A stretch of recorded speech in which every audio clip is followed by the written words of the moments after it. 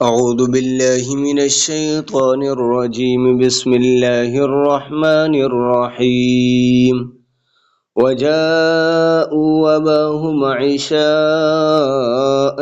يبكون. قالوا يا أبانا إنا ذهبنا نستبق وتركنا يوسف عند متاعنا فأكله الذئب وما أنت بمؤمن لنا ولو كنا صادقين.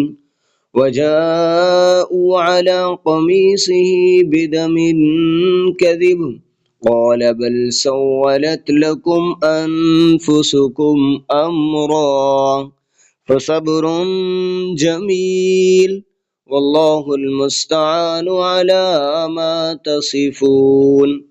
وجاءت سيارة فأرسلوا واردهم فأدلى دلوه قال يا بشرى هذا غلام وأسروه بضاعة والله عليم بما يعملون.